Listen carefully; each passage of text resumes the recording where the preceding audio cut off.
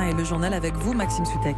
Très heureux d'être avec vous ce matin. Merci d'avoir choisi Europe 1. La une de ce journal, les cheminots appelés aux urnes. Les syndicats vont organiser leur propre référendum pour ou contre la réforme ferroviaire. Pourquoi cette consultation? C'est ce que nous verrons dès le début de ce journal. L'Europe doit se faire respecter. C'est le message d'Emmanuel Macron après le retour des sanctions annoncées par Donald Trump contre toutes les entreprises qui feraient les affaires avec l'Iran. Va-t-on vers une guerre économique entre les États-Unis et le reste du monde? Nous poserons la question à 8h15 à notre invité, l'ancien ministre de l'économie, aujourd'hui patron du groupe Atos, Thierry Breton. Tension avec les États-Unis autour de l'Iran, tension aussi sur le terrain. Israël a lancé cette nuit des dizaines de missiles contre des bases iraniennes en Syrie. Nous ferons le point. Dans ce journal, la justice ouvre une enquête après le décès de Naomi, cette jeune femme dont l'appel au SAMU n'avait pas été pris au sérieux. Également sommaire, le centre Pompidou qui s'exporte. Le musée ouvre une sorte de succursale en Belgique après l'Espagne et avant la Chine. Et puis dans ce journal, le 30e anniversaire d'un film culte. Roberto Mio Palmo, le Grand Bleu, la voix de Jean Reno. Le Grand Bleu a 30 ans aujourd'hui même. On fêtera ça en fin de journal.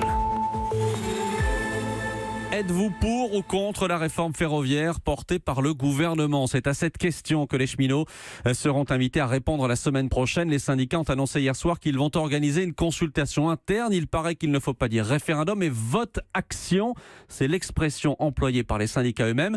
Carole Ferry, pourquoi cette consultation interne? Parce qu'on voit bien que le mouvement est un peu dans l'impasse. Les syndicats espèrent ainsi montrer qu'ils ont le soutien des salariés, que le nombre de grévistes, 14% environ, ne reflète pas la réalité, que certains n'ont tout simplement pas les moyens de faire grève. Ils veulent que chacun puisse s'exprimer. Alors cette consultation qui débutera lundi prochain n'a aucune valeur légale. Des doutes persistent d'ailleurs sur la manière de l'organiser. Ce vote-action n'aura en tout cas pas la rigueur d'un référendum, comme l'a reconnu le délégué général d'UNSA Ferroviaire, Roger Dillon-Seger. Il était notre invité sur Europe 1 il y a quelques minutes. Un référendum, c'est structuré, c'est organisé, c'est piloté avec des listes d'émargement. Il faut absolument que tout le monde ait la capacité de voter. Avec la consultation que nous on lance, c'est reste basé sur du volontariat. Donc en termes d'organisation, ça va pas être très très simple, et en termes de fiabilité, ça va pas être très très fiable non plus. N'empêche que ceux qui voudront s'exprimer ont l'occasion de le faire, et c'est peut-être ça le but qu'on recherche. Alors une consultation qui rappelle bien sûr celle d'Air France la semaine dernière, à l'initiative de la direction. Et on l'a vu alors, consulter les salariés peut quand même réserver des surprises. Les syndicats préviennent en tout cas, ils veulent peser sur les négociations, mais ne demandent pas la tête de leur PDG, Guillaume Pépi. Voilà, début de la consultation lundi prochain. Merci Carole Ferry. Ce sera l'une des images du jour. Emmanuel Macron recevant en grande pompe à Aix-la-Chapelle en Allemagne le prix Charlemagne, un prix pour récompenser, je cite, l'engagement européen du président de la République. C'est Angela Merkel qui fera l'éloge du chef de l'État. Tous les deux vont se retrouver à un moment d'extrême tension entre l'Europe et les États-Unis. Les Américains, Donald Trump en tête, veulent à nouveau sanctionner les entreprises qui font affaire avec l'Iran. Les entreprises européennes sont directement concernées. Nous allons devoir nous défendre. Interview hier soir d'Emmanuel Macron à la télé allemande. Je regrette la décision du président américain. Je pense que c'est une erreur, et c'est pourquoi nous, Européens, avons décidé, nous l'avons redit hier soir, de rester dans le cadre de l'accord nucléaire de 2015. Et j'ai eu tout à l'heure l'occasion de le rappeler au président Rouhani. Cet accord, nous l'avons négocié, nous l'avons signé, et il est celui qui permet le mieux de contrôler l'activité nucléaire de défense en Iran jusqu'à 2025. Emmanuel Macron à la télé allemande. Bonjour Nicolas Barré. Bonjour Maxime. Directeur de la rédaction des Échos. Cette décision prise par Donald Trump, ce retour des sanctions contre l'Iran et contre les entreprises qui feraient des affaires avec le pays, ça a provoqué la colère hier du président de la Commission européenne, Jean-Claude Juncker. Il veut tout faire pour que les entreprises européennes échappent aux sanctions américaines. Est-ce que c'est réaliste? Non. D'ailleurs, il ne suffit pas de dire on va libérer tous nos contrats avec l'Iran en euros à la place du dollar et tout ira bien. Un grand patron me racontait hier soir que pour éviter les sanctions, en fait, il faut être totalement paranoïaque. Bien sûr, aucun de vos salariés travaillant avec l'Iran ne doit être américain, ça c'est la base. Mais il faut faire attention à tout. Même un email échangé avec une filiale aux États-Unis peut vous faire prendre. Vous ne pouvez pas non plus utiliser un logiciel américain, donc vous imaginez ce que ça signifie. L'argent que vous consacrez à un projet iranien ne doit pas se mélanger aux autres comptes de l'entreprise. En fait, il faut créer une sorte de compartiment étanche à l'intérieur de l'entreprise. Et encore, on n'est jamais sûr de ne pas se faire prendre par la patrouille. Alors, on l'a compris, quand on a les sanctions, ce sera difficile. Mais est-ce que les autorités américaines pourraient faire des exceptions, des exemptions ? Alors c'est quasiment impossible pour l'aéronautique et l'énergie parce que la Maison-Blanche veut frapper vraiment ces secteurs-là. Pour le reste, le Trésor américain, avec qui les Européens discutent en ce moment même, reste volontairement flou. Et c'est tout le problème, et c'est même la stratégie américaine. L'administration va prendre son temps pour dire ce qu'elle tolère ou pas. Et du coup, les entreprises étrangères vont dépenser des fortunes en frais d'avocat pour tenter de comprendre où sont les lignes rouges sans avoir forcément de réponse très claire. Et résultat, bien, peu vont se risquer à continuer à faire des affaires avec l'Iran. Et de fait, la loi américaine va s'imposer partout. Nicolas Barret, tension commerciale, on y reviendra juste après ce journal avec l'ancien ministre de l'économie Thierry Breton. Tension commerciale donc, mais aussi militaire. Didier François, on a assisté cette nuit à des bombardements très intenses, bombardements israéliens sur le territoire syrien. Oui, des raids massifs qui ont commencé à 3h du matin et se sont poursuivis une bonne partie de la nuit sur l'ensemble du territoire syrien, mais qui visaient exclusivement des positions iranienne, cette fameuse brigade Al-Quds des gardiens de la Révolution, qui est le bras armé du régime des Mollahs et qui est très implantée en Syrie depuis le début de la guerre civile, où officiellement elle appuie et encadre les troupes gouvernementales. Seulement, elle fait bien plus que ça. Elle a profité de la situation pour implanter un véritable front militaire iranien à la frontière nord d'Israël, avec une capacité offensive complète, qui va des drones d'observation pour le renseignement jusqu'aux missiles pour frapper dans la profondeur. Et c'est cette chaîne de commandement qui a été prise pour cible cette nuit, en représailles au tir d'une salve de roquettes par les Iraniens sur la partie du Golan occupée par Israël. Et c'est ce qui est d'ailleurs quand même une agression directe caractérisée.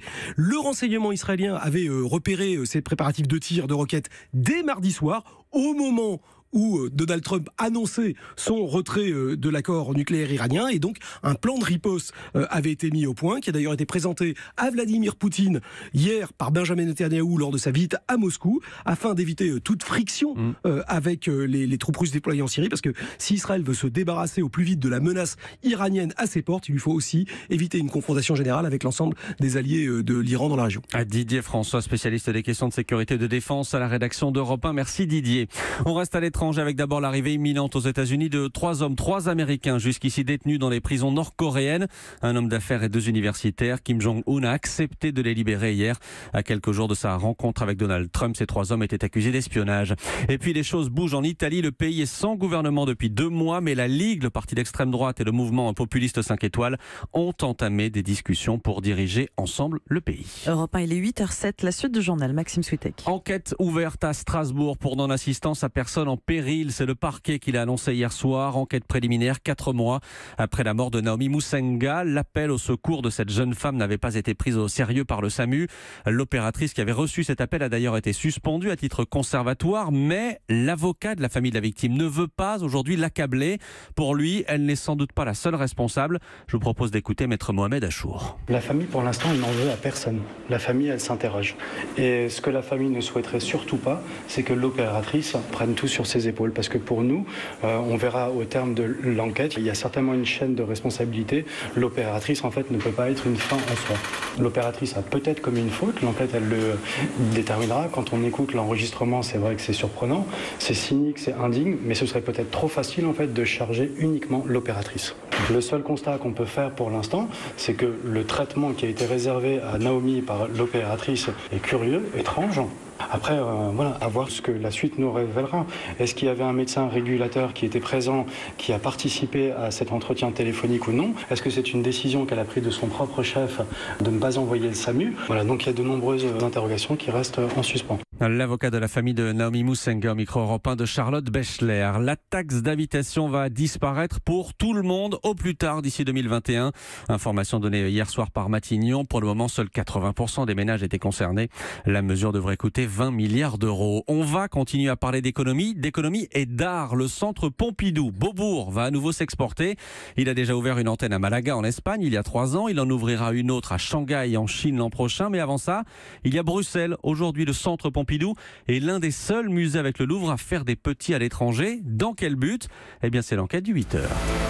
Bonjour Diane Chelouda. Bonjour Maxime, bonjour à tous. Diane, quel est l'objectif de cette stratégie d'expansion à l'international du centre Pompidou? Eh bien, tout simplement, ça lui rapporte de l'argent. Si on prend l'exemple de Malaga, entre la vente de sa marque Centre Pompidou et les 2 à 3 expositions par an organisées là-bas grâce à son immense collection d'art moderne et contemporain, c'est quand même la plus grande au monde avec le MoMA à New York, eh bien, ça rapporte au Centre Pompidou de l'ordre de 5 millions d'euros par an sur 10 ans.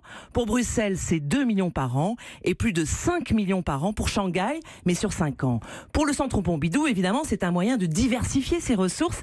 Il faut dire que depuis 10 ans, les aides publiques de l'État ne cessent de baisser. 10 millions de moins chaque année sur un budget global d'environ 130 millions d'euros par an. Au-delà de l'aspect financier, Diane, il y a un intérêt artistique.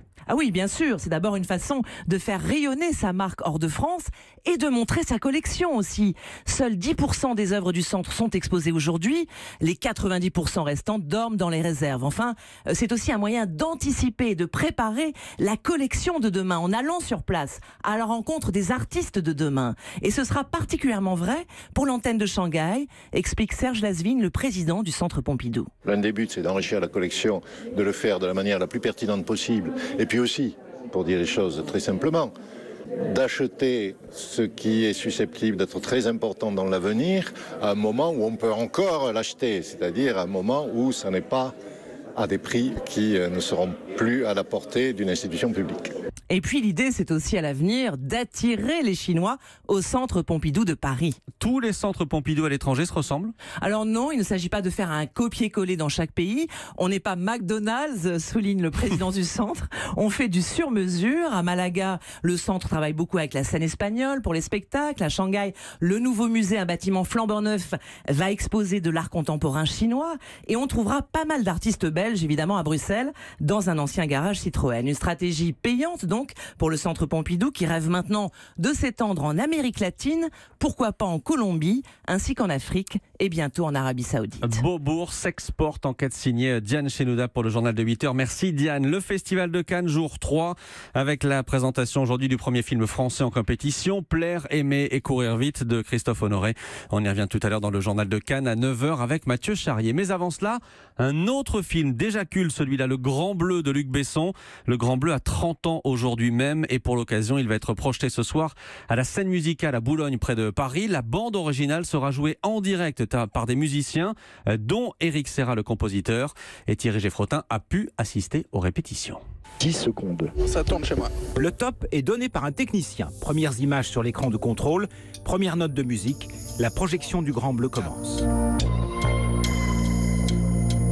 Grande concentration pour les 6 musiciens et pour Éric Serra, le compositeur, qui a minutieusement tout préparé en amont. Quand moi j'ai écrit cette musique, je pensais pas la jouer sur scène. Et là, cette fois, comme on essaye de la jouer, c'est là que je me suis rendu compte à quel point je m'étais pas posé la question. Et en plus, on la joue synchro à l'image. Ce dont les gens ne vont probablement pas se rendre compte, c'est que derrière ce concert, c'est la NASA, quoi, au niveau de la préparation technique. La bande originale, jouée en temps réel pendant la projection du film, voilà qui s'annonce magique pour le public. Magique aussi pour Éric Serra, qui redécouvre sa musique 30 ans après. J'ai réécouté tous les morceaux, évidemment. Ça m'a fait bizarre, c'est-à-dire qu'on sent que je me suis pas posé 50 000 questions. C'est-à-dire qu'à chaque fois, la première idée était la bonne, quoi. Et en même temps, il y a des trucs, aujourd'hui, en fait, j'aurais pas osé faire ça.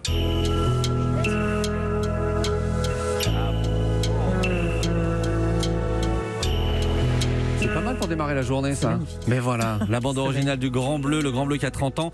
Reportage de Thierry Geffrotin.